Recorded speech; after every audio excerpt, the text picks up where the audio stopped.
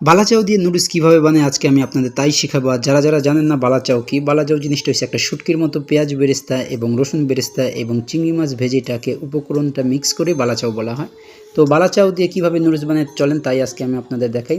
আমি 2টা নুডলস নিয়ে নিলাম, আর কিছু ধনিয়া পাতা আছে, কিছু কাঁচামরিচ আছে, পেঁয়াজ আছে, আর সব উপকরণগুলো রেডি আছে। এগুলো এখন কাটার পালা। আর কাটার আগে আমি আরেকটা জিনিস বলে নিই, কে কোথা থেকে আমার ভিডিওগুলো দেখেন তা অবশ্যই আপনারা কিন্তু কমেন্ট করবেন। ভিডিওতে একটি কমেন্ট করলে কিন্তু মোটিভেশন বাড়ে, এতে আমার চ্যানেলের সাবস্ক্রিপশন এবং গ্রো আপিং খুবই দ্রুত আগাবে। আমি খুব সুন্দর করে এই উপকরণগুলো ধুয়ে নিতেছি, কারণ না ধুইলে কিন্তু অপরিষ্কার যেহেতু, এর জন্য আমি সুন্দর করে ধুয়ে নিতেছি। আমি আমার ভিডিও যারা যারা দেখেন তারা অবশ্যই কমেন্ট করে কিন্তু জানাবেন কে কোথা থেকে দেখতেছে। আর কারা কারা ওভেনের নুডলস পছন্দ করেন বা রান্না করে নুডলস পছন্দ করবেন এটাও জানাবেন। আর বালাচাও দিয়ে কিন্তু খুব সুন্দর করে এই নুডলসটা হবে ওভেনের ভিতরে। আমি আপনাদের দেখাইতেছি, কিছুক্ষণের ভিতরে আপনারা দেখতে পারবেন। পেঁয়াজগুলা কাটতে কাটতে আমার কিন্তু জান শেষ হয়ে গেছে।